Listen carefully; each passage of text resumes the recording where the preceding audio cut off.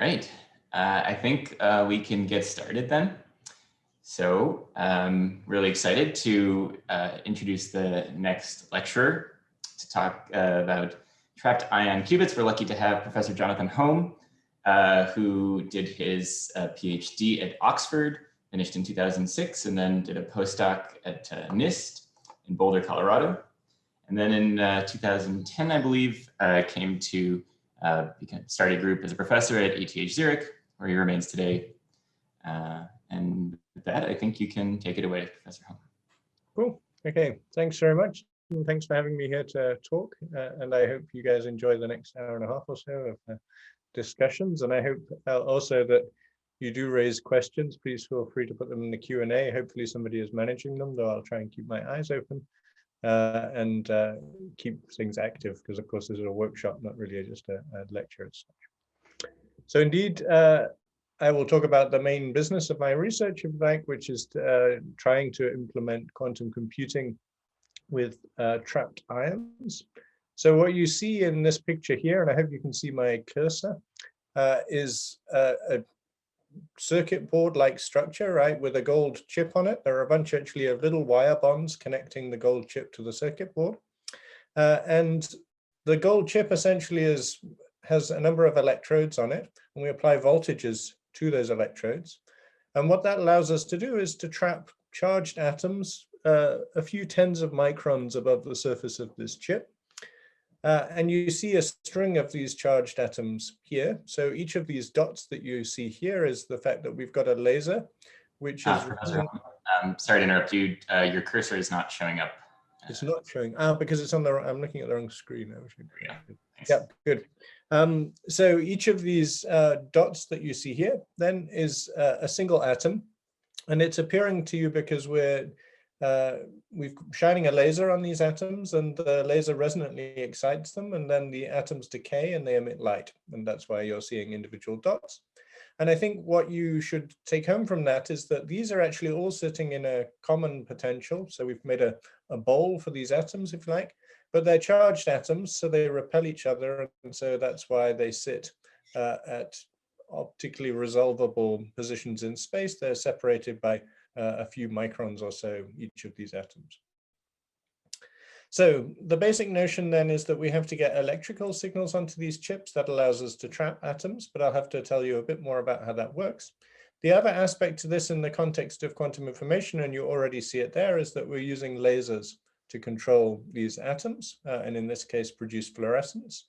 And in fact, this chip is rather unique, and that's something I'll come to later on in the talk, in that what you see on the right-hand side is actually a bundle of optical fibers, which are delivering light to these atoms in the chip. Actually, not these atoms, but the ones we actually trap on those chips. And that's a fairly new feature. So one of the challenges in trying to scale up quantum computing with ions is how to deliver light efficiently.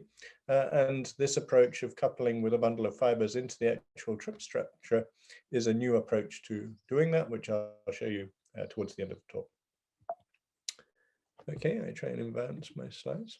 So you've just been having an introduction to quantum information from David, and I'm sure you've had other talks already, for instance, from Andreas yesterday, about quantum bits and quantum logic gates. So I like to sort of think of the whole problem as being that you would like to make, for a computer, you would like to break things down into simple sets of operations acting on simple systems. And the simple systems are, of course, our qubit systems, which in our case, or in my case, are the single trapped atoms. And then what we have to realize is things looking like this circuit. And what we see what we start with, if you like, is that each of these atoms is a single qubit. And then we have these circuits with timelines. And there are different types of operations we have to do, but some of them happen to individual atoms, and other of them typically happen to pairs of atoms, or maybe in this case, they connect 3 of these atoms together. So those are things I'm going to have to teach you how we do in the trapped ion context. Just notice that though I drew one of the sets of interactions, it's not necessarily true that always these connections are between neighboring atoms, right? So in addition to being able to do things fairly locally between neighbors, we also have to make long distance connections in order to do sort of arbitrary circuits in these quantum computing architectures. And then at the end of some circuit, you might need to measure. So I have to describe to you how we're going to measure these qubits. So I just wanted to comment on the status of quantum computing generally. And what I've displayed in that previous slide was a sort of network of around 9 qubits, where there were a number of gates being applied. And in a certain sense, this sort of try and realize a circuit on a certain set of qubits is the game that's going on today in what I would call is noisy intermediate scale quantum computing. So the deal there is that you treat every single physical system as if it's your qubit for storing information, and you try and make the largest circuits that you can make, and you see, is that powerful enough to produce some sort of quantum computational advantage, right? So the problem with that is that it'll be limited, I think, in the number of qubits that can be used in a useful way. And the primary thing is it's limited by the errors that you have in your operation. So I think today, probably in most technologies, it's not the number of qubits you can collect together as such that limits you, but it's the amount of error that happens on every single operation that you perform.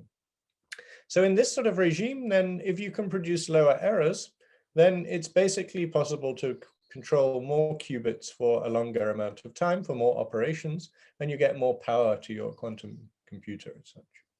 So just an example of that, there was a recent IBM experiment with a 27 qubit chip, but the evaluation of performance that sort of got them to their limits in what they call quantum volume was actually performed on around 7 qubits, and they were already limited at that sort of level.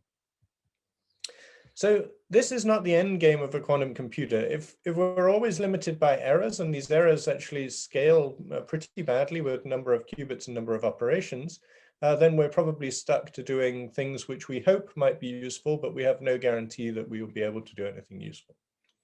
So where people know algorithms that certainly look like they should be useful are for reliable quantum computers, and those I would call fault tolerant.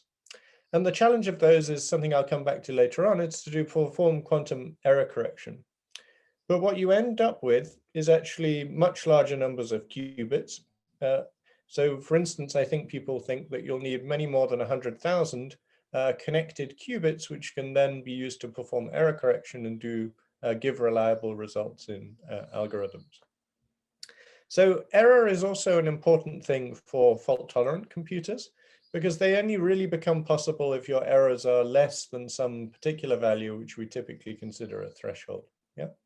So in the context of quantum error correction, actually, lower error means that the thing is actually possible at some threshold, but the other thing it means is that you can make a smaller and faster computer. Yeah.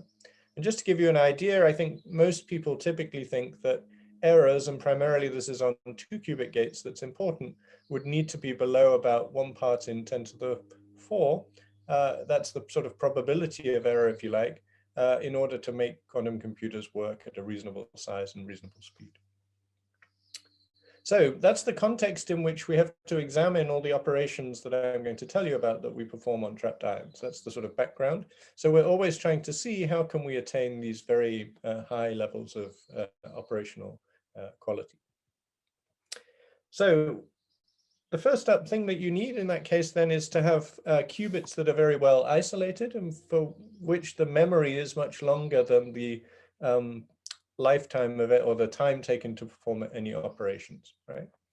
And the tool of ion trap physics, and this is a much older example than the one I showed you originally, is basically to take metal electrodes and either to apply static, or apply a combination of static potentials and also oscillating potentials to these electrodes.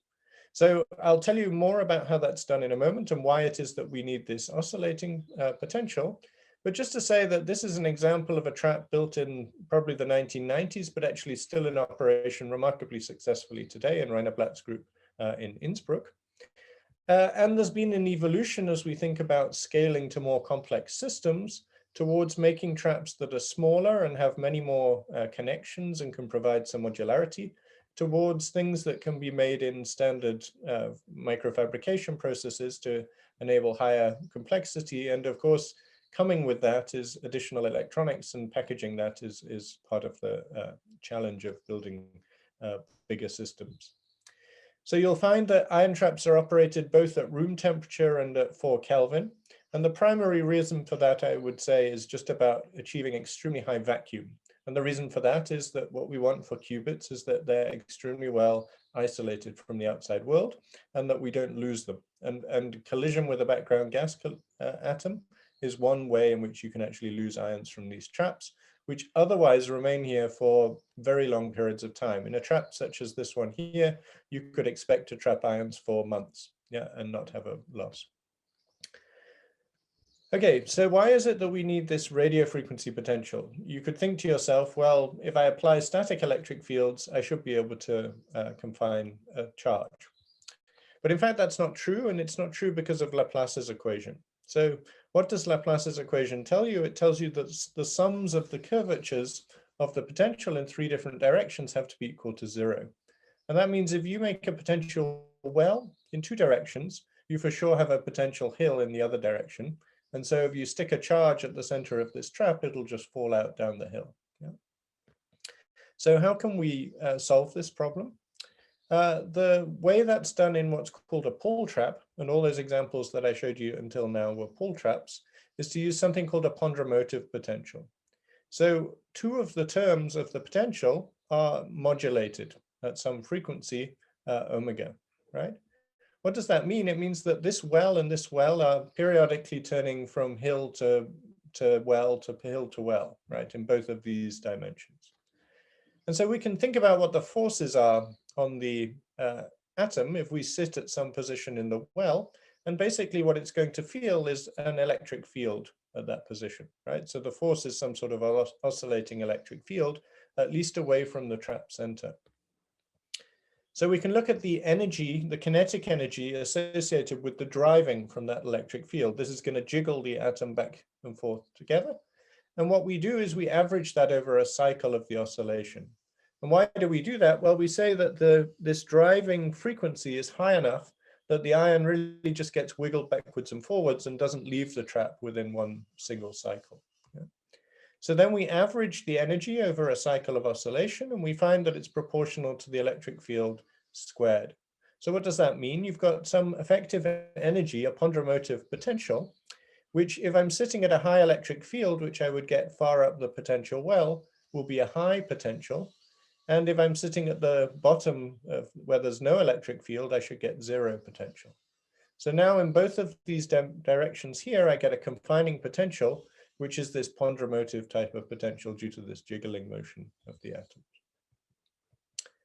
So that's not the only way to trap ions. So I'll come back later to the notion of a Penning trap, which is actually that instead of using any oscillating fields, one adds a homogeneous magnetic field.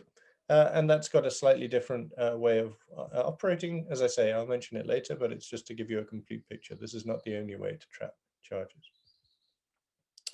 So these are extremely well isolated systems. As I say, you can trap ions for months at a time. And that had an application before quantum computing, if you like, and that was in frequency standards or atomic clocks. So that is that if we have atoms that are extremely well isolated and cooled, and indeed you can laser cool atoms to millikelvin temperatures, you've got an extremely stable environment for the atom. It's almost extremely well isolated from anything else, so it's an extremely stable system. And that's where the way that atomic clocks use that is to perform what's called Ramsey experiments, right? So they start with an atom that's in a single eigenstate, and then by resonantly driving with a laser, create a superposition of 2 of the internal states of this atom. Then after a waiting time, what's going to happen is, because there's an energy difference between those 2 states, a phase difference will be picked up. And finally, what we want to do is to interrogate that by combining the 2 parts of the superposition. And how is that done? That's done by another pulse coming from the same laser that was used to excite initially.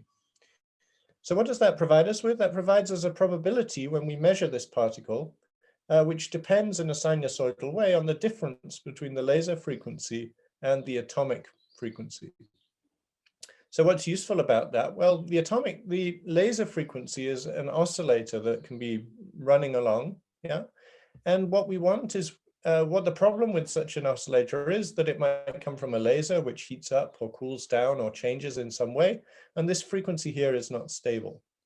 So how is the atom used? Well, the atom is extremely well isolated. Atoms everywhere are identical and you can stabilize their environment. And so you reference, does this unstable oscillator run at the same frequency as this atom that has a very well-defined frequency? And this is how the cesium clocks that are up in satellites and things also work, right? So the advantage and the reason this got done for the first time or came to the trapped ion field, if you like, was the possibility to make these oscillators not just be microwaves, but also be laser oscillators, which are much higher frequency. And what that allows you to do is to make clocks with extremely good fractional frequency stability or uncertainty. So these values, systematic uncertainty here, the degree to which the frequency of this oscillator is known is below 10 to the minus 18. That's really a remarkable number at the state of the art today. And ultimately what this is it's a qubit of some sort, right? Here is a two-level system which is being left alone in time. And there's some sort of control oscillator which is being referenced to it. And the limit in the amount of coherence you would actually get from this qubit is given by the oscillator itself, typically. This thing is unstable, and so it's your control that's bad rather than the atom itself.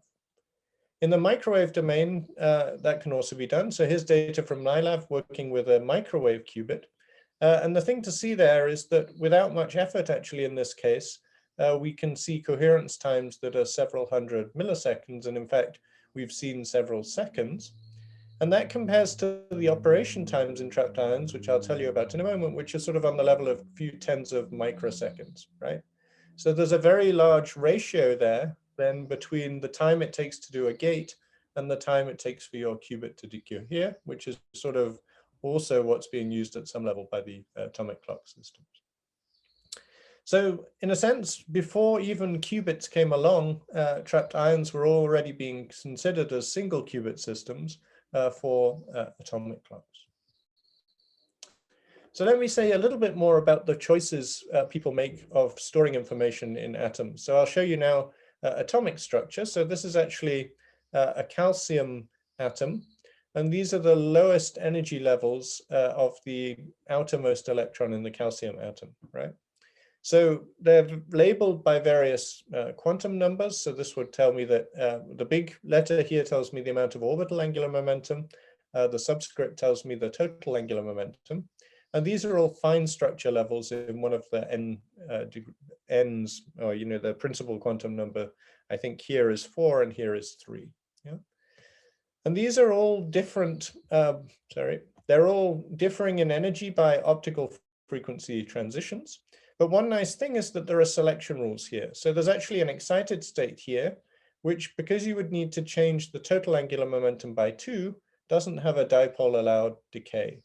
And that means the lifetime of this level here is around a second. That's a good starting point because, as I said, gate operations take tens of microseconds. So then you can think to yourself, well, I could use one level here and one level here as my qubit. And then what do I need? I need a stable reference oscillator to control this qubit, which I get from a laser, which has to be a narrow line width laser with sort of a few hertz line width that resonantly drives this transition. Yeah. That we would call an optical qubit because it's controlled resonantly by optical frequency oscillators. But another one that we use in my lab is beryllium ions. And in beryllium, there's none of these long-lived states that exist. In fact, what I'm showing here again is the S1/2 state. That's similar to what we had in calcium, but you don't see any D states at all. You just see a P1/2 and a P3/2 excited state. And there's no selection rule helping you here. These are fast or short-lived states that decay rapidly into the ground state. But beryllium also has a non-zero nuclear spin, so it actually has a number of levels in its ground state. And these are all separated by around a gigahertz. And what that means is that they just don't decay on any time scale that's relevant, right? So the lifetime of these states is years, I think, almost unmeasurable because it's so long, yeah? So in that sense, for these systems isolated in vacuum, T1 decay is here an issue at the 1 second level, and here is just doesn't occur in the consideration of the problem. Okay, so there's not really a T1 in the hyperfine qubits. We call these hyperfine because this is about hyperfine structure of the atom. These have to be controlled in slightly different way because the frequency difference between states is somewhat different, right? It's on the level of a gigahertz, so either microwaves can be used, or another common approach is to use Raman transitions. So this is, we use light, but far detuned from any transition in the atom to drive a 2-photon process that drives us between these two states. So I just wanted to point out one feature which is very different from solid state qubits, which occurs for these atomic systems, and that is that the qubits are identical to each other, right? Two atoms are identical, and that provides a useful protection for noise from noise in some situations, and let me share that with you. So the basic notion is the following. Here I have two qubits, and you can think of them having two levels, 0 and 1. And they've got an energy difference between the two. And what we see here is that we have here a frequency, and I've given it a time dependence, which is that you can imagine there's some noise source in the laboratory, which in our case would be magnetic field noise, which changes the energy between these two states. And on this qubit, I give it a certain function, omega primed, right, which is different to what is present on this qubit here. Yeah. So we can think what happens if this fluctuates. What we'll see, let me just go back, is that the coherence between these two, if this is a random process with noise, the coherence between these two will decay, and that will limit my phase coherence of my system. But now one thing it's worth considering is what happens if you have an entangled state, which is no longer a superposition of just 0 and 1, but is made of a superposition of the 0, 1 state, where 0 comes from here and 1 comes from here, and the 1, 0 state, which has a 1 from the left qubit and a 0 from the right. Yeah. Then we can write the time evolution. It just comes from what we had above.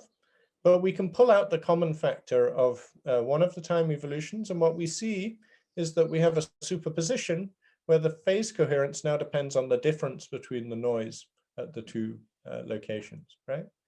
And so if we are able to make qubits which are fairly close together compared to sources of noise, and for instance, in my laboratory, most of the sources of noise are magnetic fields coming from currents somewhere in the lab, but they're meters, on the order of meters away from the experiment, and my ions sit a few microns apart, then the noise is very much common mode. And this sort of noise will then, or this behavior will then reject essentially any common mode source of noise.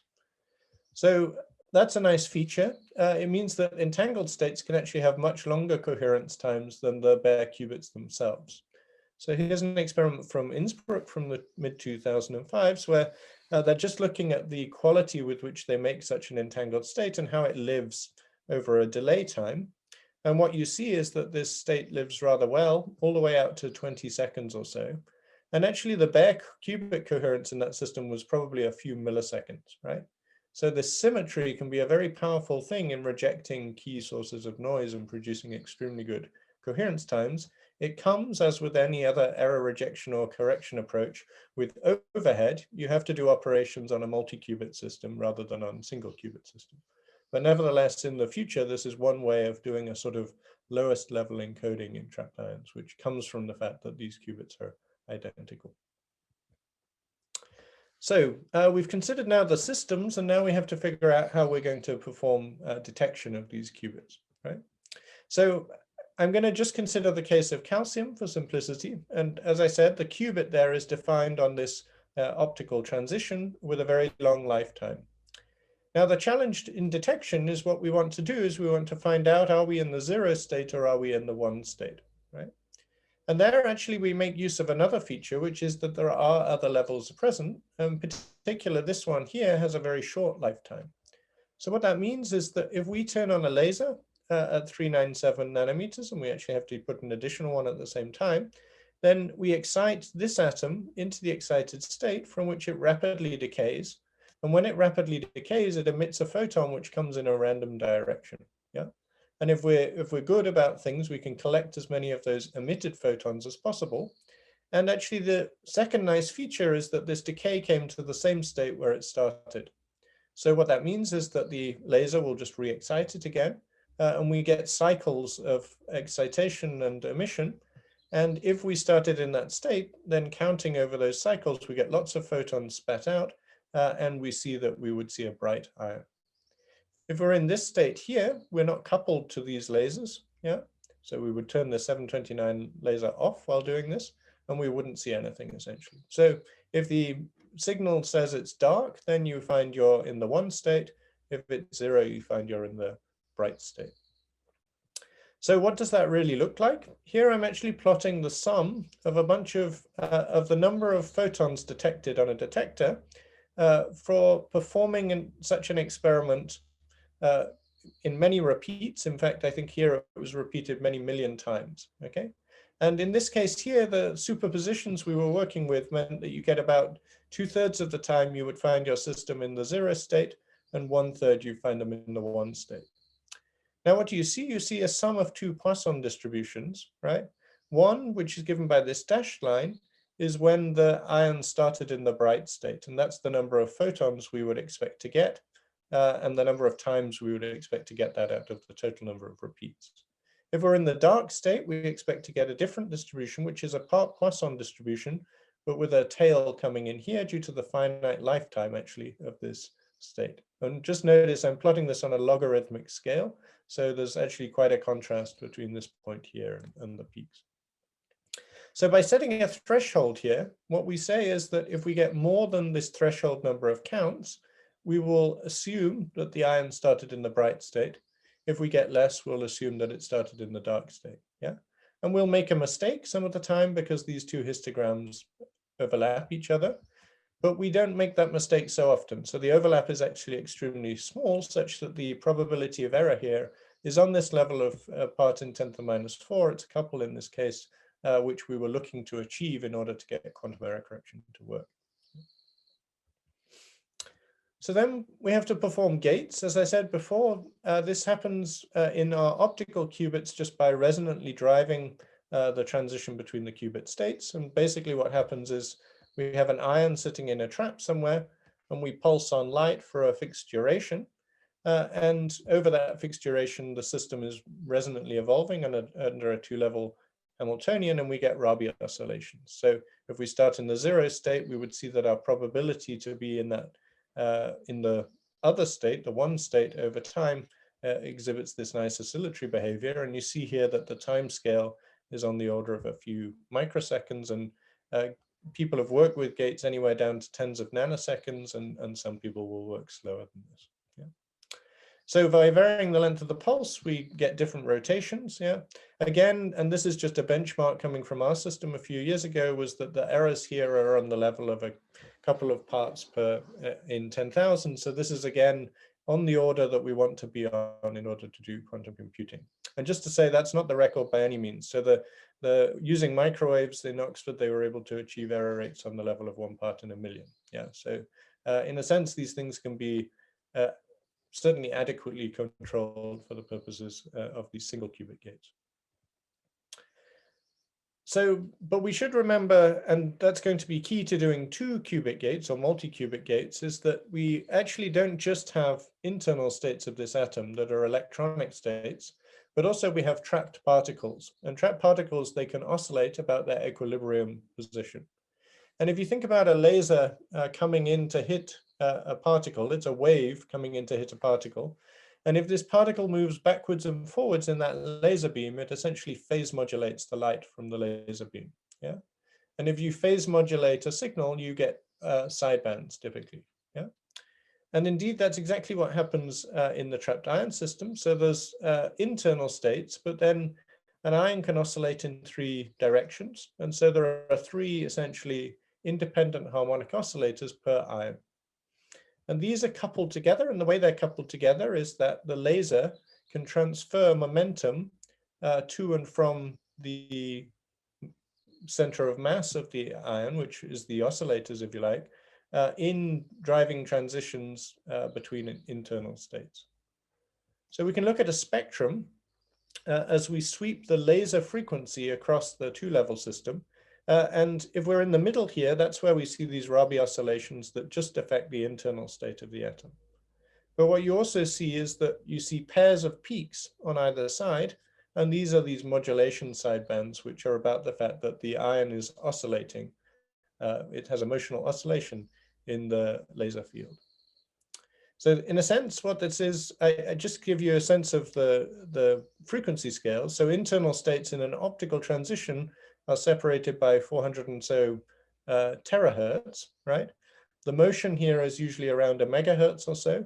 And so the laser is providing basically a parametric drive, which resonantly connects these two very different frequency scales also, and allows you to still make resonant processes that involve both at the same time. So I think I was going to build up. Yeah, so, sorry. Keynote is weird about advances, yeah. So what you see here is that I've written some slightly different Hamiltonians on these other peaks. And these are essentially the resonant Hamiltonians we would get if we tuned the laser to this frequency. But let me talk you through them a little bit one by one. So here we have the same spectrum. And the way I'm drawing this energy level diagram here is that we have the qubit, which I've actually drawn as a spin in this sense, the 3 levels on the top correspond to spin up, the 3 levels on the bottom to spin down. And the harmonic oscillator levels I plot along the horizontal scale. So I plot the lowest harmonic oscillator levels here.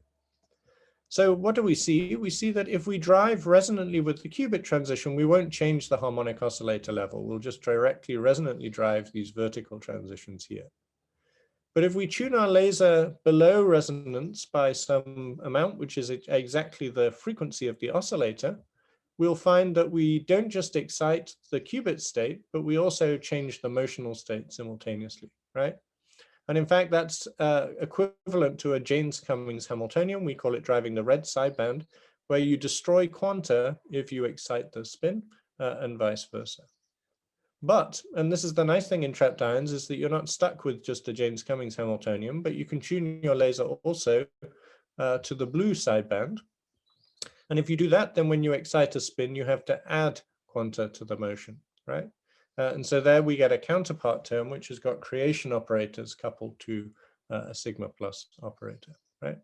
So in a sense, what you're able to do with trapped ions is by tuning the laser for different pulses to different frequencies, you can produce different Hamiltonians that you desire. Yeah. Okay, a couple of questions, and people are asking about these spectra. So Ivan Roykov is asking, what are the small peaks between the red-blue sidebands and the carrier frequency? Yeah, so well observed.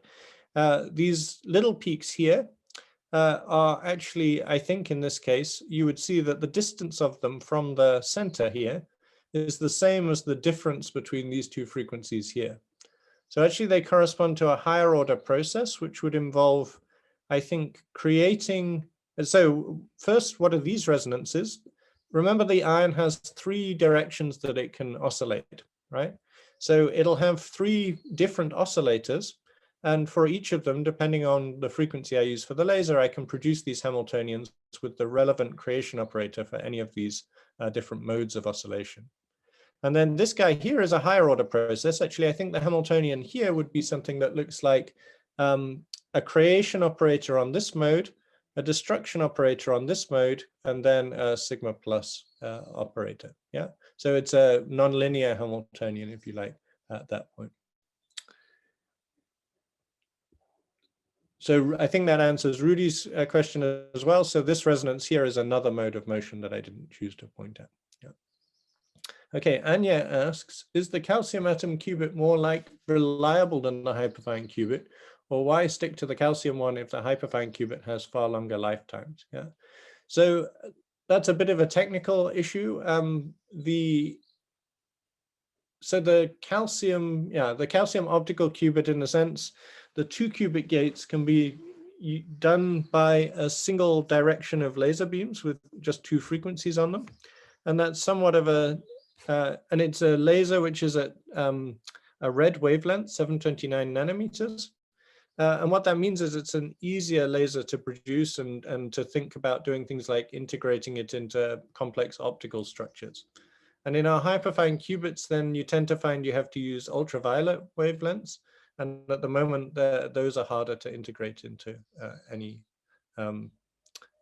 into sort of integrated optic structures, which I'll see later. And so I chose calcium because I had the viewpoint that I wanted to be able to use more advanced optical control, and that's really mostly available at longer wavelengths today. Yeah. So I hope that answered the question. Yeah, well, it got dismissed at least. Yeah. Okay, so how do you, let me keep going with these questions. How do you maintain a few hertz line width with absolute frequency of the ion? What locking method do you use? Essentially, the deal is that you can buy pieces of glass, which you can stick a hole in and stick mirrors on the end of, which are extremely stable in length. And so what we have is our laser is stabilized to the length of an optical cavity made around one of these ULE chunks of glass, if you like. And there, I think the drift rates are, there's a sort of residual drift, but that's slow compared to the time scale of doing experiments. And so we recalibrate the frequency of the laser to the ion periodically. That's basically what's going on in an atomic clock. But the piece of glass gives the sort of short-term stability of the laser. And we use a Pound-Reaver Hall lock, if that's interesting. Yeah. Good. So let me then go back. These are the primary Hamiltonians that we make in trapped ions. And one of the starting points is actually to provide low temperatures. And in fact, one of the key steps in the mid-90s that sort of prepared the ground for quantum computing with trapped ions was to cool to the ground state. So there, the basic idea is that we use this red sideband transition. This is this Jaynes-Cummings Hamiltonian. And if we do that, then that resonantly drives Rabi oscillations, which as we excite the spin, they subtract emotional quanta. But this is a reversible process, right? It's just a Hamiltonian, so no good for reducing cooling. For cooling, what we do is we add something unidirectional, which is dissipation. And in this case, the dissipation is between the two internal states of the atom. So it makes one decay to the other. And as I told you earlier that lifetimes were very long, the way we do this is by adding an additional laser, actually, which repumps the atom, okay? And if we do this, you can see the unidirectional nature means that if I get excited to this state here, I'll decay here, I'll then get excited up to here, decay here, et cetera, until I finish up in the state that's not coupled to this Hamiltonian, which is the ground state. Yeah.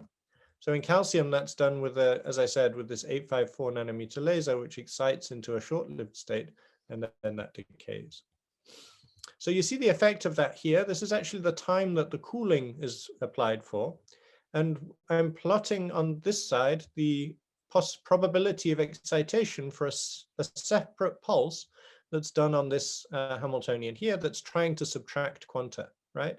So just notice that when you get to the ground state, you can't subtract any quanta, right? So you won't be able to excite the system. And that at that point, the probability being down will remain 1, yeah?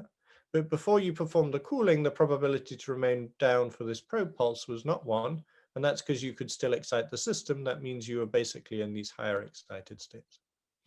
And if I plot that in phase space, that's a Gaussian sitting at the center of a position momentum phase space. Okay, so there's an addition to that that's used for the 2-qubit gates. I'll come to your question in a moment, Marcel. Yeah. So the idea there is not just to use a single frequency of laser. Okay, so what you see here is that I take that same spectrum, but I imagine that I drive both sidebands, both the red sideband and the blue sideband at the same time. And then I get an interesting Hamiltonian in the sense that it's one that's proportional to the sum of A and A dagger, which is, if you like, the position of an oscillator, right? But it's got a dependence on the internal state of the ion. This is the X operator on the internal states, the spin states of the atom.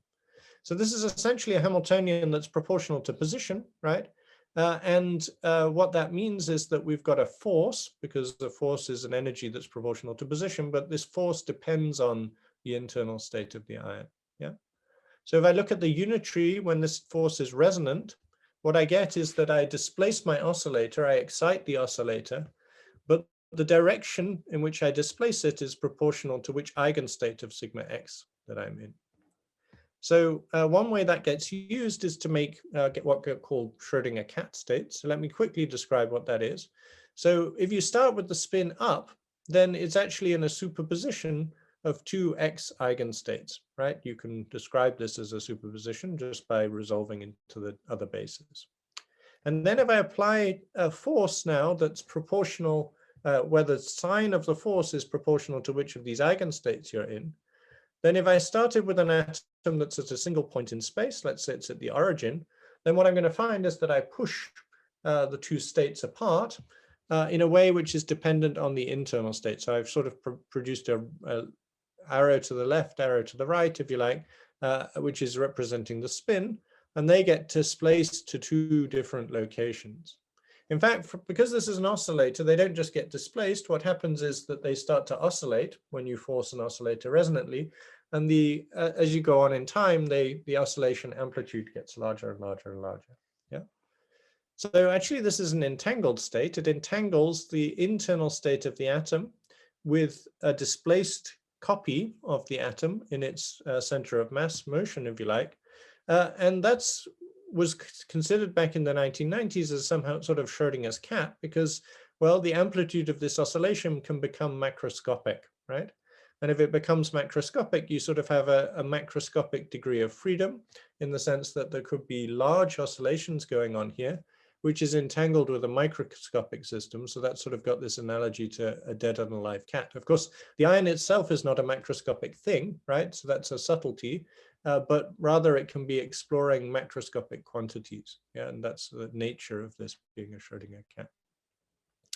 So these sort of states have been of interest for quite a while. We were playing with them a number of years ago. And actually, in the last few years, we generalized this to using superpositions, not just of two states, but of three. And actually, we also squeezed these states. So here actually, again, is position and momentum.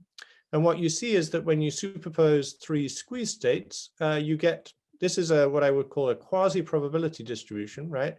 So these peaks tell you these are places where you have a combination of a position and a momentum where you might expect to find the atom, yeah?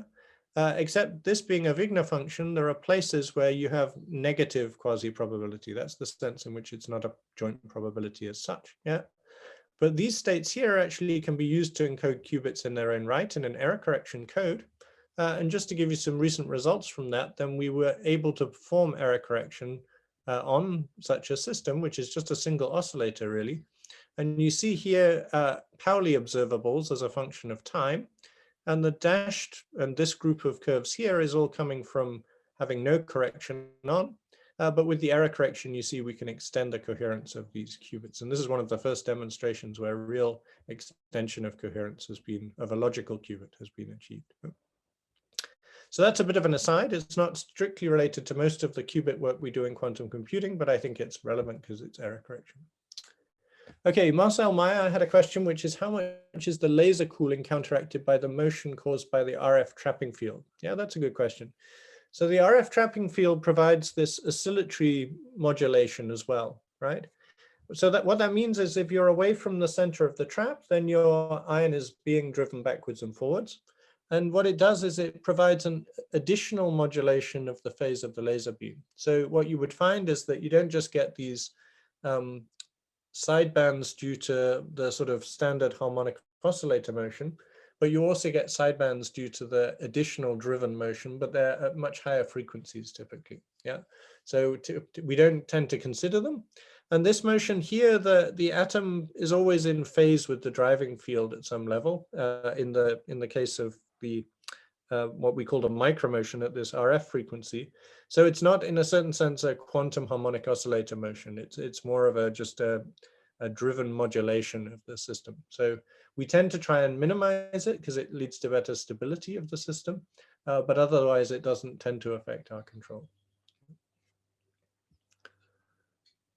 Good. So with the tool of these state-dependent forces, which were heavily used in the work I'm showing here, then let's go to consider what happens for a multi-qubit gate.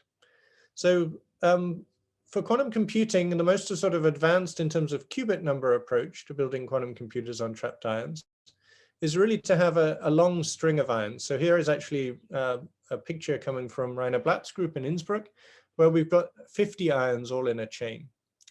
And the basic notion of doing quantum computing in such a chain of ions is that if one of the ions moves, then the Coulomb repulsion pushes all of the other ions. This is a semi-rigid object, if you like. There's Coulomb repulsion between all of the ions and the whole chain will move.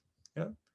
So the idea here then is to use lasers to provide these forces. And remember, the forces are dependent on the internal states of the ions. So that's the qubit state. And if you want to do a gate between these two ions, well, you would shine on laser light with these two frequencies, if you like, on this ion here and on this ion here. Now, what does that do? It provides forces which depend on the internal state. And these forces, if the internal states are the same, will be correlated forces. And if the internal states are different, they will be anti-correlated. They'll be opposite forces, right? So the key thing is then that the internal state tells you what the force would like to do to the chain, right? If the internal states are opposite, you would expect that they want to push these ions together. If the internal states are the same, they'll push the ions in phase with each other. So you can think about any two ions here being basically connected by a little spring. So now what happens, okay, if we have a correlated state, then the two ions fill the same phase, right? So if we have 1, 1 in our system or a 0, 0, then we're not going to excite the spring because the spring would be excited by out of phase motion of these two ions, right? So in that case, if you don't excite the spring, then basically nothing happens, right?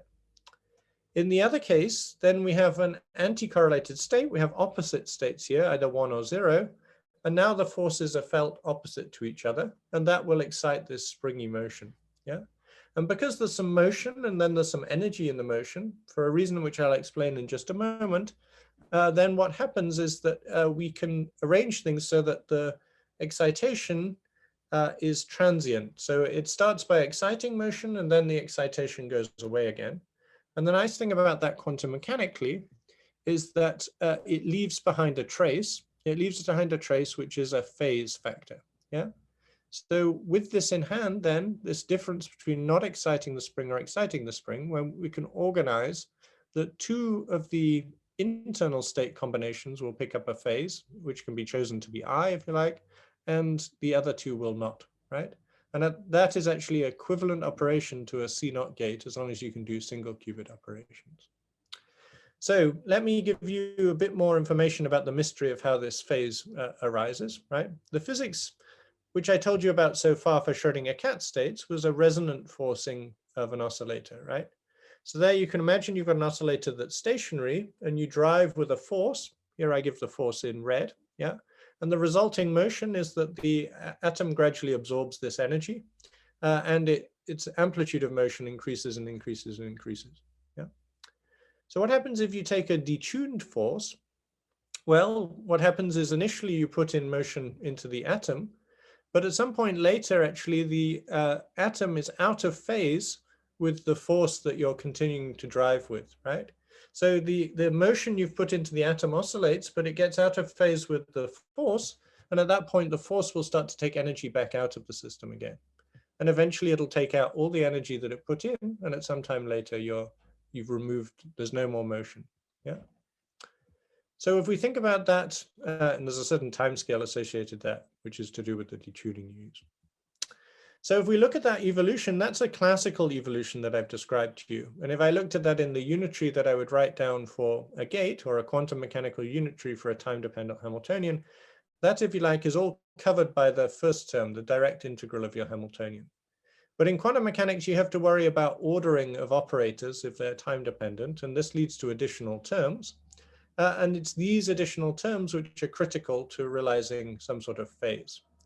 And if I wanted to describe that in a phase space, so again, a sort of position momentum-like phase space, what happens when I do a detuned drive is I actually excite the system from the origin, away from the origin, but I take a circular trajectory. I go to a maximum excitation, that's when I'm furthest from the origin, but then I come back to 0 again. And this additional factor coming from the commutation term here is actually proportional to the area of the loop that I make in the phase space. It's like a geometric phase, or it has a geometric component. And what it means is that by the end, when I've excited all the way back to 0, I've picked up a phase on the states that got excited, right? And that's the origin of this gate. So what happens if I had 2 ions and I drove them with a laser? These would be actually the probabilities to see the ion in up-up states or in anti-correlated states or in correlated down-down. And so here is a situation where the system started in down-down, that probability would be 1, right? And you see this sort of periodic behavior, right? Which particularly in these anti-symmetric states, right? It gets excited, de-excited, excited, de-excited. And this is the point here when actually there's no entanglement, there's no more motion going on. This is the time we would choose for a gate.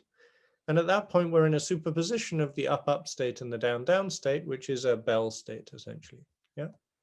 So the way we typically analyze that is to apply additional single qubit gates, which analyze what the phase relationship is between the 2 components of the Bell state, the 0, 0 and the 1, 1. And the contrast of that tells us how good the coherence is between these 2 states. So you see that the contrast here is extremely close to 1, such that you can't tell from this plot. And we get fidelities in this system, which is a moderately operating trapped ion system these days. I think it's close to what state of the art is, but I'll tell you the results for state of the art in a moment. We get fidelities there, which is sort of 99.3% or so. So as a field that originates from atomic clocks, you have to then go and list all the painful things about your experiment. Atomic clock is all about listing your error sources, right? So we do that, and what you'll see is that quite a bit of the error actually in our case is coming from the fact that we have to connect to this motion of the ion. In a sense, that's one of the worst behaved bits of trapped ions, yeah? You see that that's contributing a few parts in 10 to the 3 to our interfidelity. And there's a bunch of other small factors as well, which just add up, right?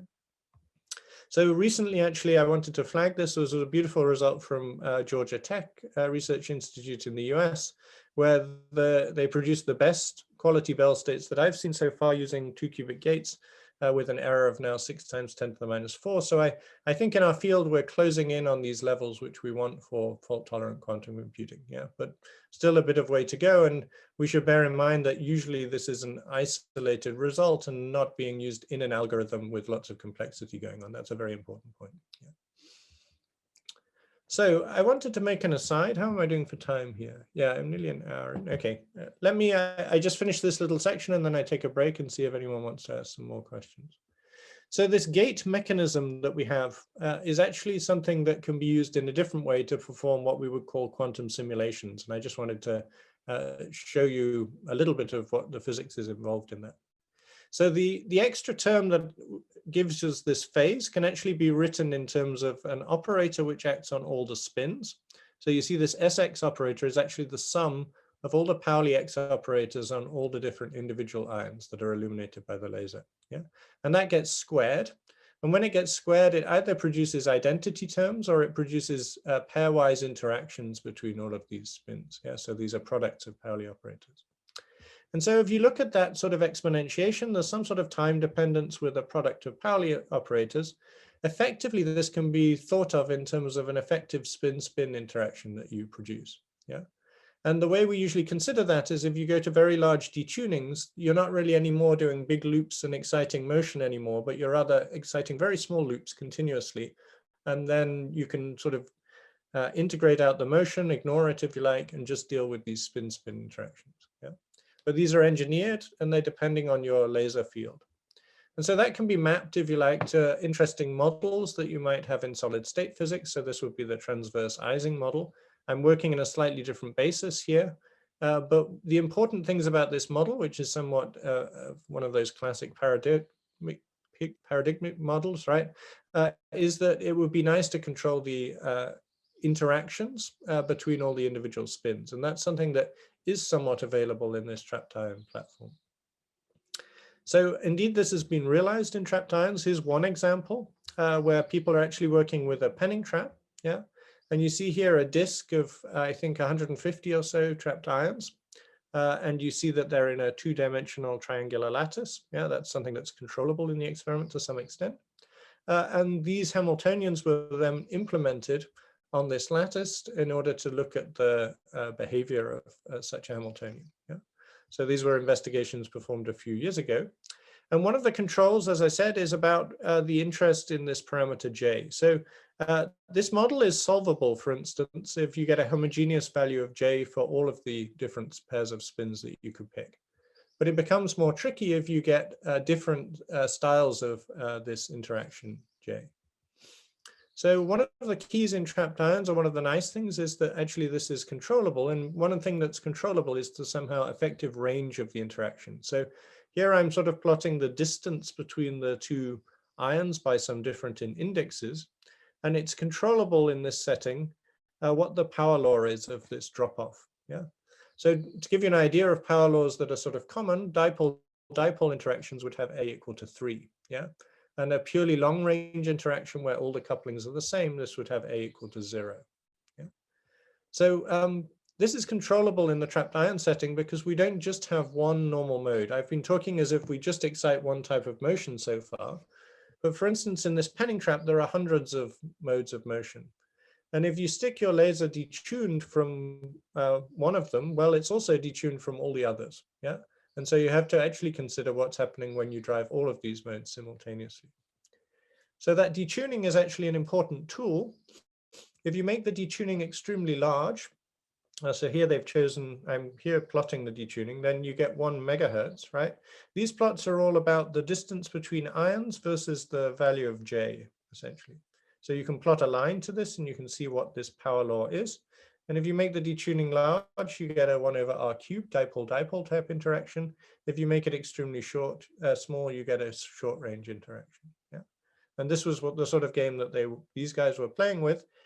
It's sort of clearly illustrated in another experiment actually performed on a linear chain of ions in Innsbruck. So here what you see is along the bottom here is plotted ion number. And initially one of the ions is excited, only one of the ions is excited. And then this interaction Hamiltonian is turned on with a certain value of A chosen. Yeah. And what you see is that the sort of the distortion of blue, which is no excitation, it propagates out in a certain cone, right? And you can see these propagations. There's all sorts of complex dynamics going on here. But one thing they could do was they could vary the range of this interaction. And you should see that the opening cone as a result then changes. Yeah.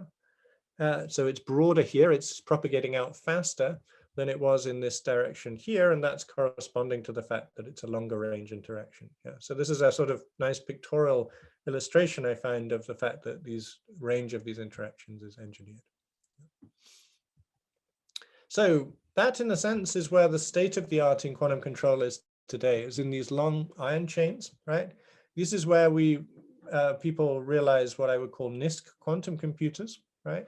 So quantum simulation experiments have been performed in Paul traps, at least, with up to around 50 qubits in Chris Monroe's group in Maryland. People are performing variational algorithms with up to around 20 qubits. There have been various demonstrations of little gadgets for error correction. And one of the nice things here is that there's this all-to-all connectivity. So I can, apply a laser here and a laser over here, and I can get these two ions to interact. Or I can pick any other pair and I can also get them to interact, because this ion chain is a rigid structure. These vibrations are vibrations of the entire chain. Yeah. So that's the form that it takes in these startup companies in trapped ion quantum computing, one in Innsbruck, one in Maryland, one starting up in Oxford, if you like. But, and I give it the but, is that this is really the state of the art, but at some level, this is a many body system. So trying to scale it further becomes more and more complicated. And that's not what you want if you want to go to the 100,000 or whatever that you need for quantum error correction. Yeah. So somehow there will be a limit somewhere here. I don't believe they've yet found it, but we have to think of other approaches if we're going to scale further.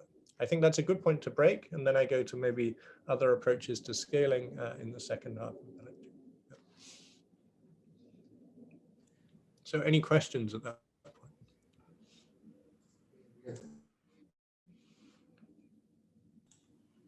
Okay.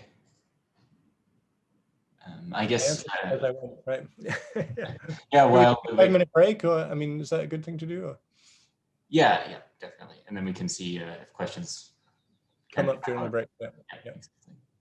Good. I'll go and get a glass of water then and I'll come back. That's good. Thanks. Thanks.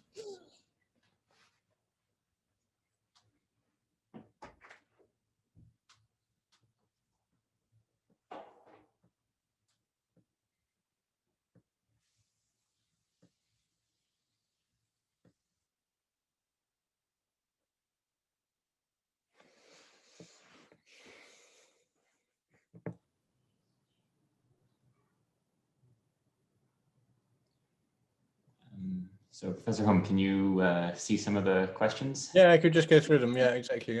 Yeah. Perfect. So Rudy asks, could we one day see two linear chains on top of each other? Yeah, I think, well, you already saw in an earlier thing, two-dimensional crystals. So it's not impossible to make two-dimensional crystals. They tend to be in the RF traps, they involve having all the ions being driven quite heavily with the RF field, which is a challenge, yeah, stability-wise. In the pending traps, they have worked more stably, hence the reason I could show you that picture, if you like. Two linear chains could also be in two neighboring traps, if you like, but they have to be rather close together to get a good Coulomb interaction. So that's a bit the challenge, and I'll come back to that maybe later in the talk. Burak asks, what is the largest entangled state created for ions?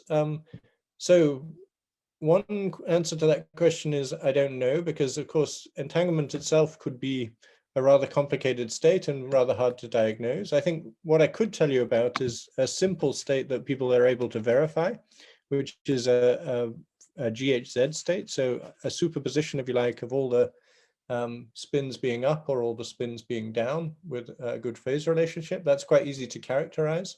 And what I know is that I think AQT made one with 25 ions or so. So that's probably what the limit has been so far. Yeah.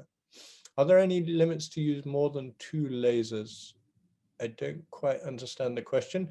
If you want to do more complicated circuits, you have to be able to point lasers at every single ion individually in these sort of approaches. So that does create challenges optically. Yeah.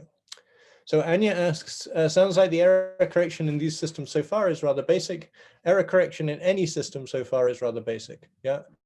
In fact, I think that if you ask the experimentalists, they would say it was extremely complicated. But if you looked at it from a quantum computer point of view, you'd say it's too basic because it doesn't work yet. So in a certain sense, error correction is still the tough thing on the horizon, I would say. Yeah. Good. As mentioned in your error budget, the phonon heating is a major source of error. Is it due to the electrode ion spacing? Yeah.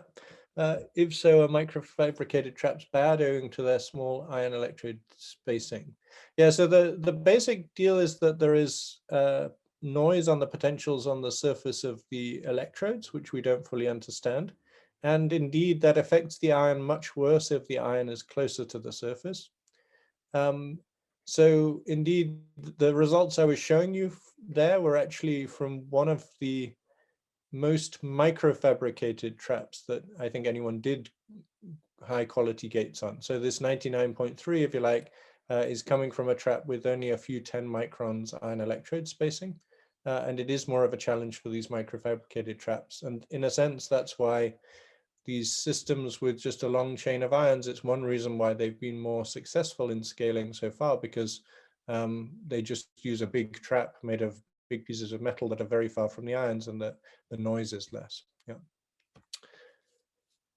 Mikolai Roguski asks, IonQ is planning to double the number of qubits in their quantum computer every year. Do you know how they are going to trap and control more than 100 ions? That's the second half of the lecture. Yeah. Regarding the readout procedure, would a dynamical stop readout, stopping the laser emission after the collection of the first? Yeah, that's a very good question. So actually one thing that we've been doing in recent years was taking our detection bin, which usually is sort of a 200 microseconds, and binning it into separate 20 microsecond bins, and then processing the counts that we see in those bins and stopping the detection early if we think the fidelity has got good. And one of the things it helps with actually is the fact that, as I pointed out, there was a tail in one of the distributions, which was due to the fact that the qubit in that case does have a probability to decay. And it's that sort of error can actually be largely eliminated by using these Bayesian readout procedures, by using the information about when the photons arrive, not just that a certain number arrived in a certain bin. So we do that, yeah. And Tom, hi Tom, by how much does the 2-qubit gate fidelity drop if you go from a small to a larger qubit system with the all-to-all connectivity? Yeah, I think I'm going to quote numbers off the top of my head, but you know, the state-of-the-art gates that people do, as I showed, are sort of now in the sort of error rate of 1 part in 10 to the 3. I think you would find with the sort of 15 ion chain that more typical gate fidelities are error rates are 1%.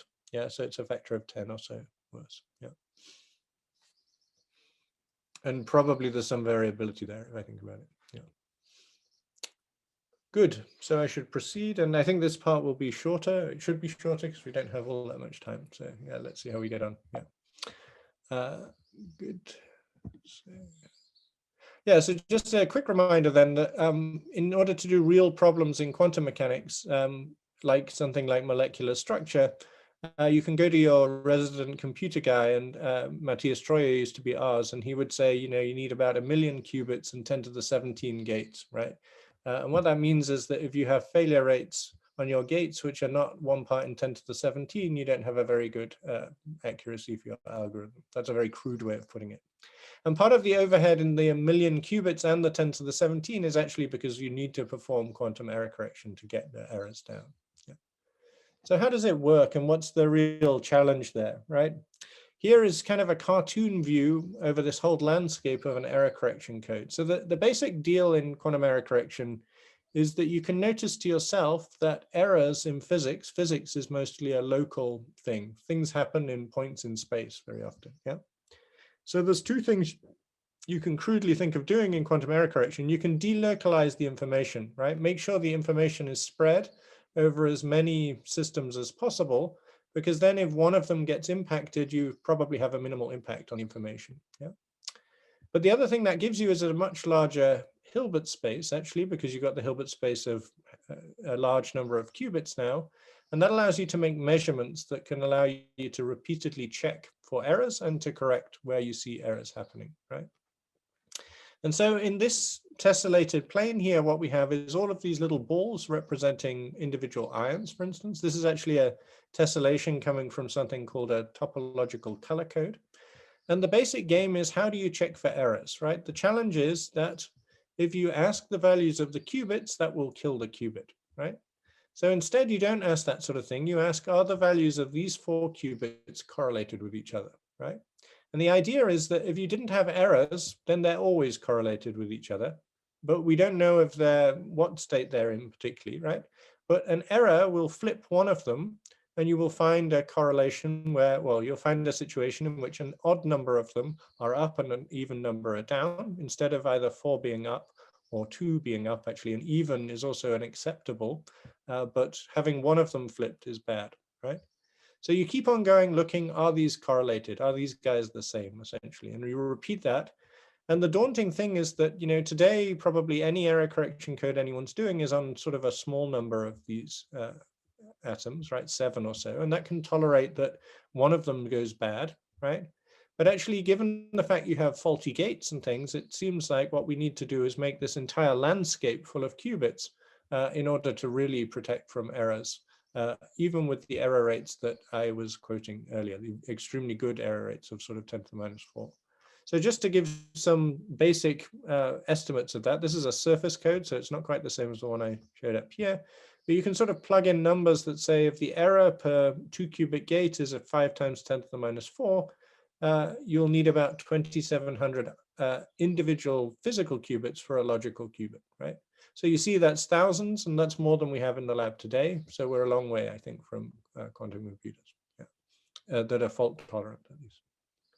So just to give you a state of the art a couple of years ago in our system, so we are measuring correlations and performing feedback on them, right? So a special feature of this system was that there was an ion chain with 2 beryllium ions and a calcium ion. So there were 2 species here, yeah? Gates, these are the multi-qubit gates, could actually be performed on all 3 of these at the same time, right? But the key thing about having a second species was that we can perform measurement, we can recool the ion chain, we can reinitialize the ion chain, and we can use the detection, if you like, for the conditional feedback, which would close the loop and allow us to stabilize the system. So there's a bunch of things that had to go into that. One of the things that's very key, but not in the sort of gates you have to do in quantum computing, is that if you start to do detection, you have to have a very low crosstalk readout. Your readout itself should not have a back action that's undesired on your qubits. Yeah. So that's a challenge in ions because they're all identical if we use the same species, right? And if they're all identical, that means if I scatter photons from this one, they can be reabsorbed at the next one and cause an error. Yeah. So what we had to do is use this different species, right? And then we could do these feedback cycles. And I just quickly flash up again these sort of graphs where over a number of rounds of measurement, this is the case where we don't do any feedback and you see fast decay of correlations in this case. And this is the case where we do feedback, where you see that we've somewhat stabilized the system. Yeah. But there's still some way to go. That's really on 2 ions. People have now realized circuits for encoding 9 ion logical qubits, if you like. They do basic detection, but they can't do this same type of operation on these larger systems. So how do we go in terms of scaling? How do we think about scaling big, right? And there's 2 things you can think about. One is that part of the problem is that you get a many-body system. So in order to improve operation fidelities again, then the thing to do is to go modular, right? And going modular involves isolating small numbers of qubits. So 2 suggestions sort of fill our minds in terms of doing that in our field. One is that one can take an electrode structure and make many electrodes out of it. So all of these little segments here are separate electrodes. And then what this allows you to do is to apply potentials so you can move the ions around within the chip structure and only move them to a place where the laser beams are when you want to do gates there, and hide them in a memory region when you don't want to use them. Yeah. So there's several of us groups performing transport operations. Honeywell, this is the approach that they're taking in their quantum computing.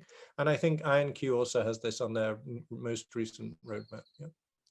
So there's a challenge there. Your chip and your ion trap gets much more complicated. There's lots and lots of connections to electrode structures. You wonder, how do I get laser beams into all these different zones? And I'll show you a possible solution to that later on in the talk. The other approach that people think about, and again, IonQ has, I mean, Chris Monroe actually was one of the pioneers of this at Maryland, so it's natural for IonQ to go in this direction, is to get ions to emit photons and then connectorize the traps via optical fiber links. Yeah. So here I'm showing an example where we're sort of still thinking forward about optical cavities surrounding the ion trap that allow to interface to photons, but I'll concretize that in just a moment. So 2 types of modularization, one which is kind of on chip and still fairly local, but deterministic. When I move an ion, I know where it goes. In this approach here, it's not aiming to be deterministic, but rather to create entanglement between different systems, yeah, which can then be used as a resource for scaling. So let me come to this quantum CCD architecture. That's the on-chip approach, right? So you can think that you might have done a 2-qubit gate somewhere over here. What do you need to do now to do further gates on different qubits? Well, you change the potentials on your electrodes such that you move the ions. Maybe you take one of them into a memory register. You move this one up here and another one comes to another region. You then combine them again and you have to do a 2-qubit gate. And one of the challenges is that this moving can heat the ions up or get them in an excited state, right? Motional. And that means that your gates here won't be as good, right? So actually that's where initially these second species of ion came in, was to use it just to collect together with these. They all repel each other. And so if I cool down this ion, well, I cool down all the other ions, right? So I can reinitialize the system fully. And actually the first results from that were at NIST, performed with magnesium and beryllium ions. And the key there is that if I shine a laser on magnesium, the qubit in beryllium is completely unaffected because it's not a resonant light field. So in terms of the photon approach, the primary approaches that we see there is to try and take photons emitted from 2 ions, so single photons from 2 ions, combine them on a beam splitter and make a measurement of the 2. Yeah. So the key physics there is this Hongou-Mandel effect that says that identical photons will always come out in the same direction. So they'll always only make one of these detectors click. So how's that used to generate entanglement? Well, when we emit a photon from an ion, we can do it in such a way that depending on which state the ion decayed into, it emits a different color of photon. Yeah? And if we do that at two locations, we end up with a situation where, indeed, sometimes if the ion states are correlated, we'll get the same color of photons and only one detector will click. But there will be situations in which a different color of photons comes to the beam splitter, and that may allow us to make both detectors click. And indeed, what we find on an analysis is that if both click, then you can say that the ions are projected into a singlet state, an entangled state that looks like this. Now, the problem with it and the limitation, it has been used to entangle ions separated by a meter or so. And the challenge with it is that the collection efficiency of light from an ion into an optical fiber is rather low. Yeah. So in this initial experiment, it's actually they were only producing entanglement once every 8 minutes. Recently, that's been got up quite a bit, actually, to 180 hertz. So this is sort of 5 millisecond wait times, and fidelities are moderately good, such that I think distillation protocols could produce high fidelity entanglement. But still, this is one major area to work on, is the rate of entanglement you can generate with these sort of systems. Yeah? So likelihood is it eventually requires optical cavities. And actually, there were really nice results just a few weeks ago from Ben Lanyon's group in Innsbruck, which were showing that with a sort of 50% efficiency, the photon is coming out into the desired channel using an optical cavity. So this approach is in progress, but less mature, I would say. Yeah. So one of the problems I pointed to was the challenge of delivering light to ions in lots of different trap regions. Yeah. So let me just illustrate some recent work we've been doing there. So if you came into my lab today, you'd probably see really a mess of optics. It looks like really a big room full of optical elements. Yeah. And the core of it is this vacuum system. And the vacuum system holds this little fairly chip-like ion trap. So the question is how to scale up. You know, usually here we're operating with maybe one, maybe two zones of the trap, but how can we scale up the optical delivery to really deliver light to many different locations simultaneously? And one key element there is to think, well, couldn't I put the light through the chips that I use to trap the ions and deliver the light directly out of the chip? Yeah. So this is where photonics starts to meet ion trapping, and it's been something which really started a few years ago. Yeah. But they had challenges, and one challenge was getting light into the chips, actually. So they had a huge loss in optical power going from input to ion. So that's something that we were fortunate that Karan Mehta, who did this work, came to work for us. And then he built this device I showed you initially, which has basically an 8-channel fiber array going into waveguide structures in this chip to do exactly this job. And one of our main things was trying to get rid of this 33 dB loss from input to ion, because that doesn't limit doing single qubit gates, but for the 2 qubit gates, it actually was a big problem. They couldn't do that. So how do these chips look? Well, now it's not, here's a layering, if you like. This, when people make chips, they layer down multiple materials. Yeah. So this is on a silicon substrate. We get these made in a commercial foundry. There's some glass, essentially silicon dioxide put down, some silicon nitride layers put down, more silicon dioxide. Then we worry because ions are sensitive to charge. We worry about charges mucking around in the bottom here. So there's actually a metal plane here to shield the system, right? So provide some guard. And here are the trap electrodes sitting on the top. And the two key layers here are silicon nitride has a very different refractive index to silicon dioxide. So we can confine light within these waveguide structures here.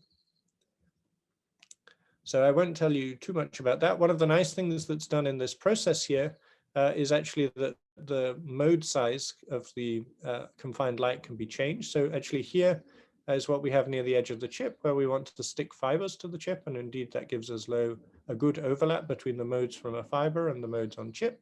And here is better for routing light around the chip's structure.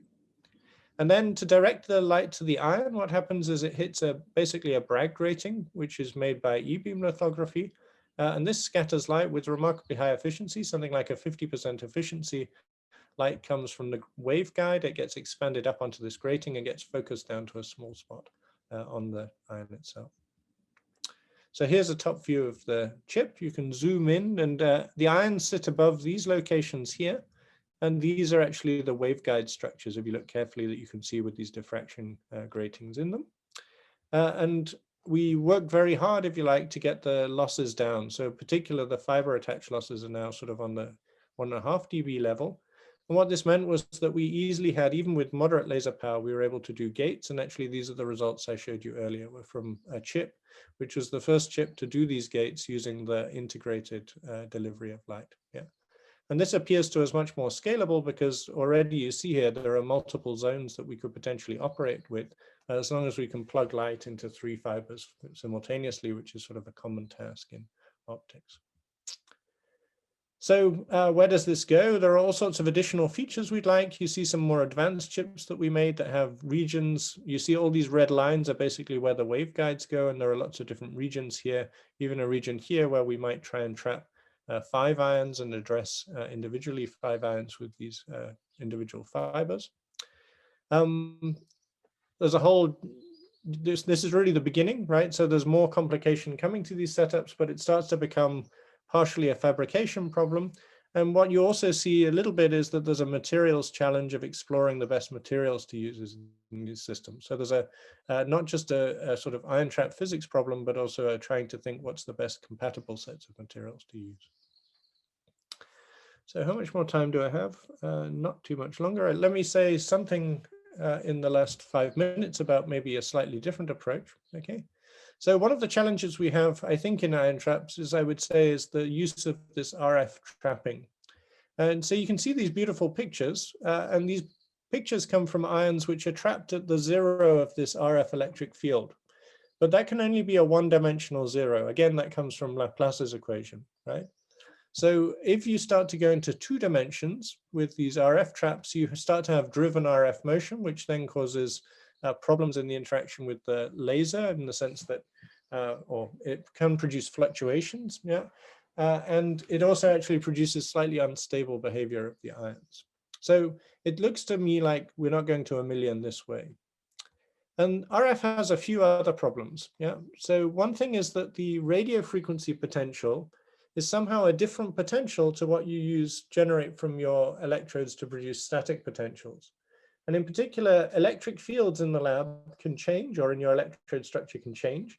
And that will move the static potential relative to the radio frequency potential and change things like how much RF motion you have, which changes the interaction with the laser. Yeah. So there's always a problem, and you will find in our labs, we're always doing micromotion compensation, trying to overlap these two essentially. As referred to earlier, there's a problem of, well, actually a slightly different problem. One problem is that if you have to put radio frequency voltages on chips, then the chips get hot. And just to give you an impression of that, here's a heat map of Sandia National Labs looking at actually a particularly bad chip of theirs, but looking thermally at it because they're worried about the fact it heats up. Yeah.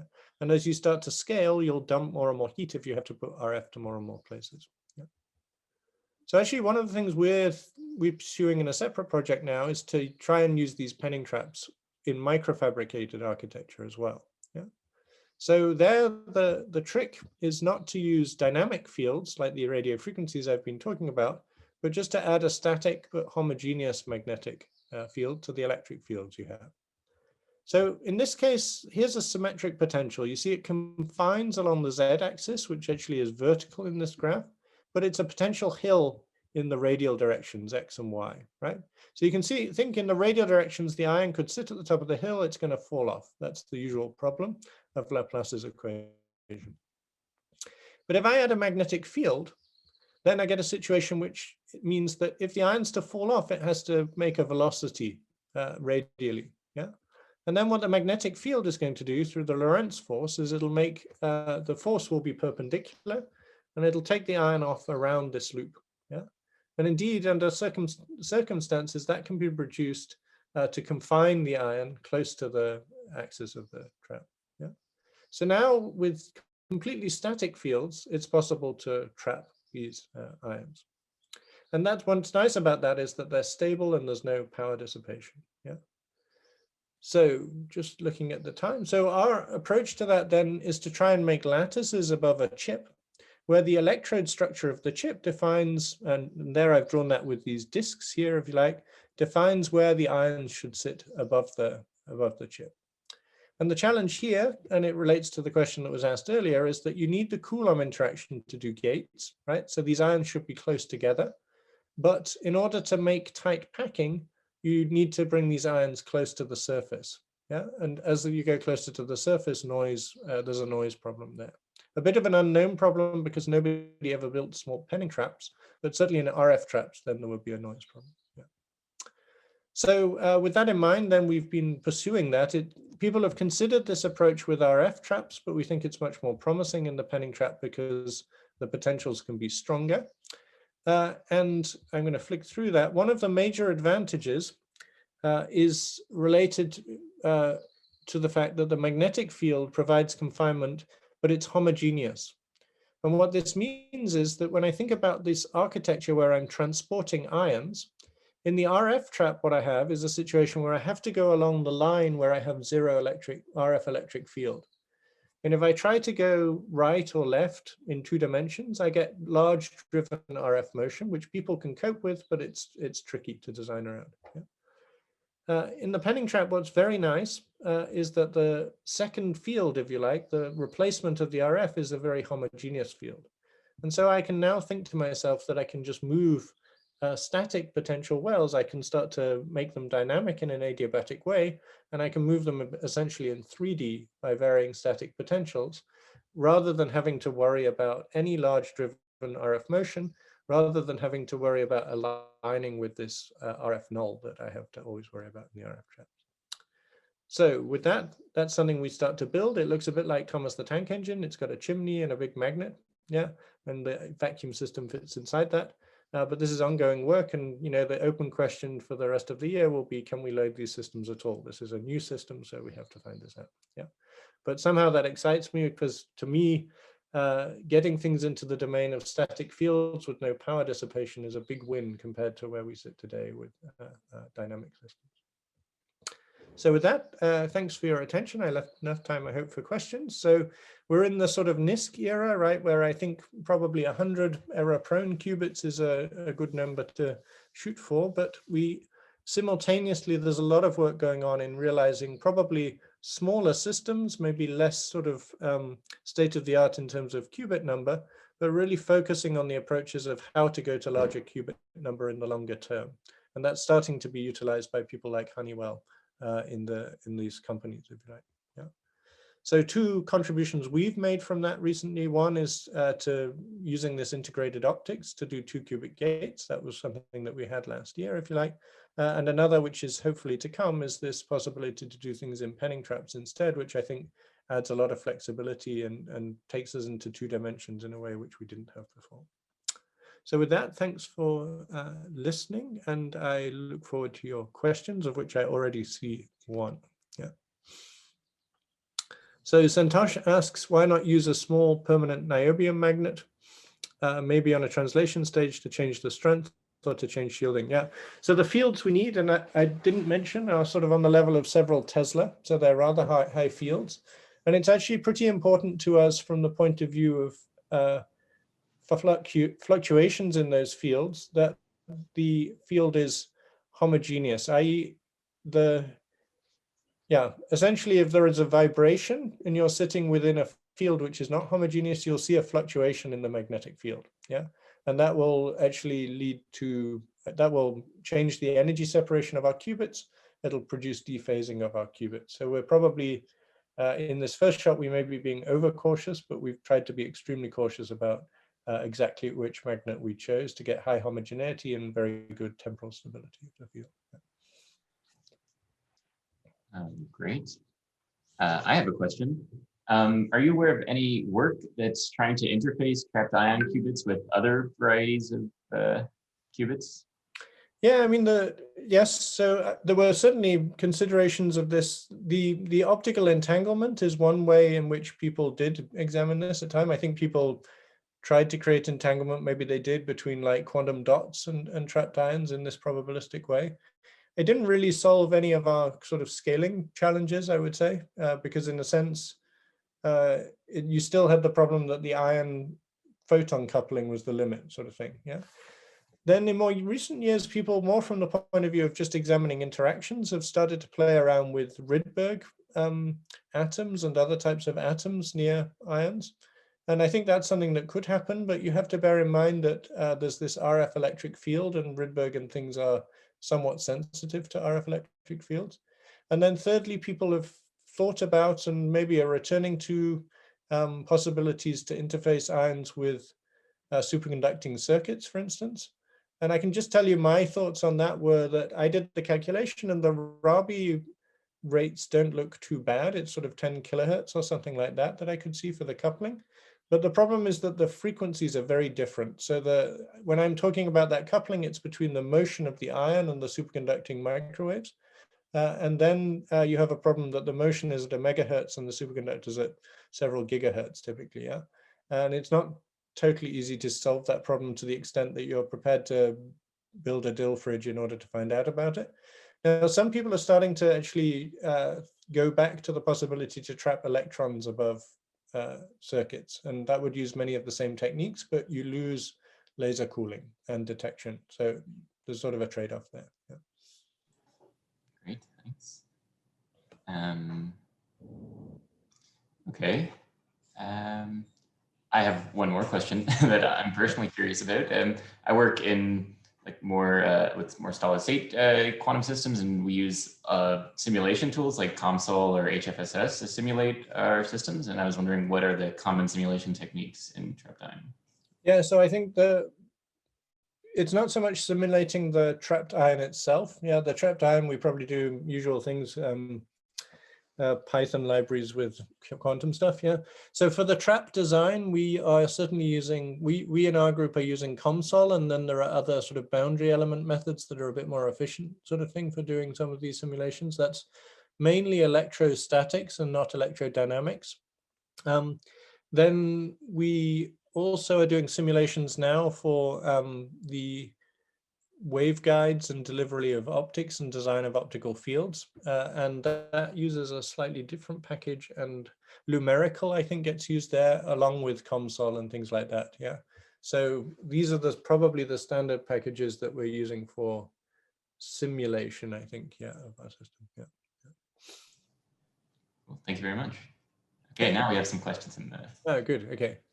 What are gate fidelities in ion trap qubits? Is optimizing readout a bigger issue than optimizing gate operation? So I think, like, certainly readout in our setup, well, so yeah, I'll just give you a list. Okay, so we think we can do optical pumping with better than 1 part in 10 to the, or roughly 1 part in 10 to the 5 error. We think we can do single qubit gates. Oh, then the detection, I think it's not difficult to realize 1 part in 10 to the 4. Single qubit gates, if the system is tuned up, 1 part in 10 to the 4 is totally doable, yeah. But you can slip from that in various ways. 2 qubit gates, the best that was ever done was 6 parts in 10 to the 4, and more typically I would say we're running around 1% error, so you can see there's a difference between best performance and reliable. And so in that sense, readout, for us, readout is extremely robust. I think that's the lesser issue certainly than gate operations. And I think in any system, really the 2 qubit gates at some level are going to limit things, because, you know, if you can use 2 qubit gates that are extremely high fidelity, you can start copying information into entangled states of many systems, and you can beat your readout error as long as you have a lot of sort of excess quantum systems sitting around. Yeah.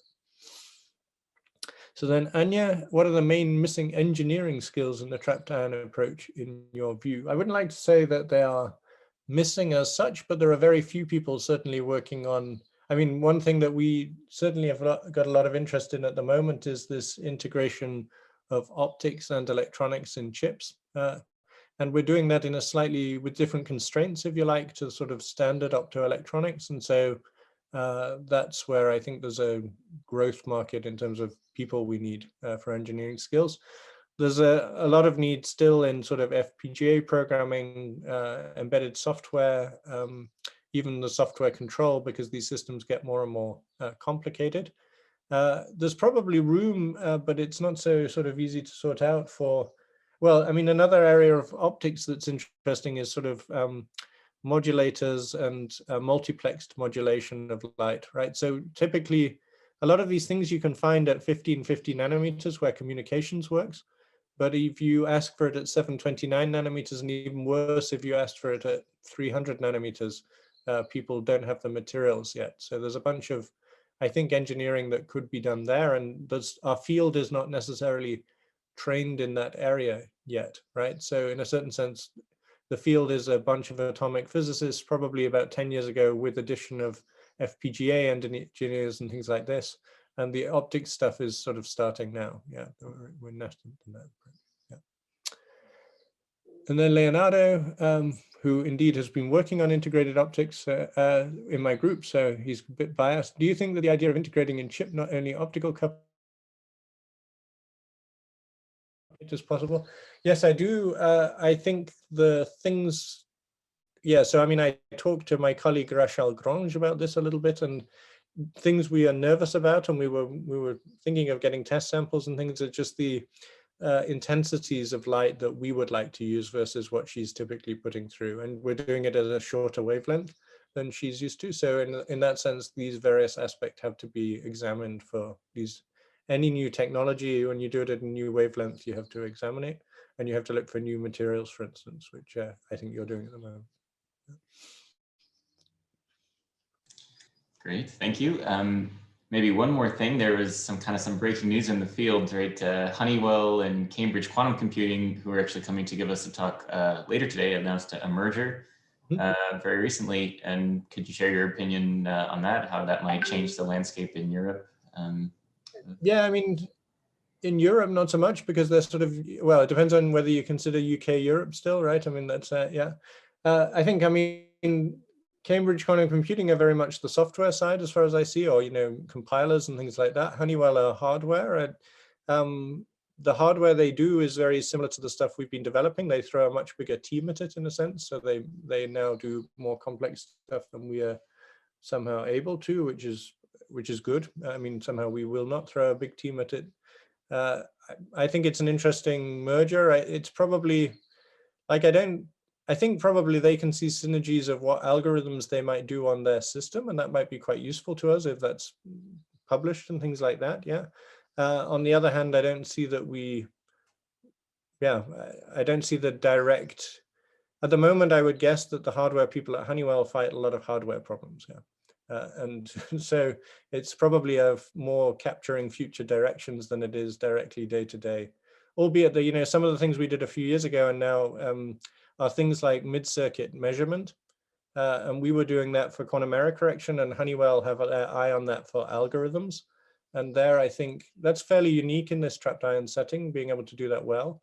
And that's where, for instance, Cambridge could be able to offer interesting possibilities based on their optimizers, and adapting that to having this mid-circuit measurement would be very interesting, I think. So, yeah. Actually, a final flag I wanted to put out. So I wanted to thank the group. I've talked about various things, but Tanya Berle from my group will talk about completely different work, sort of quantum physics rather than quantum computing, I think, in a talk tomorrow. So I should flag that so that people, yeah. Then, if there are no more questions, thank you again, Professor Holm, for the wonderful talk. Oh, there's actually one more question, if you can catch that, thanks. Yeah. Yeah, in the Paul trap, you described that the ion string moves as a quasi-rigid object, which you then use for 2-qubit gates. Does that still work similarly in the 2D penning trap array? So in the penning trap array, that's kind of the challenge, will be to get these, each of the ions there is somehow at an individual site, so at an individual quadrupole center, actually.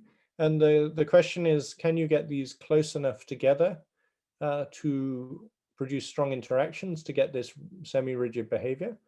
I think in a certain sense, looking towards quantum computing, actually having the entire string oscillate is probably not the best thing for producing really high fidelity gates consistently. And in a certain sense, error correction tells you keep your operations local and keep your information non-local. Yeah. So in a certain sense, you want to go a little bit away from this from the point of view of error correction. So in the penning trap array, that'll be how close can we get these individual sites together.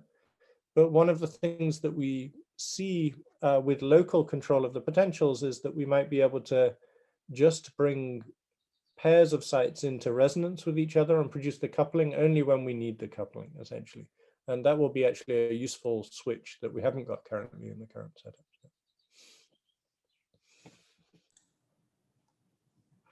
All right, fantastic. Okay, so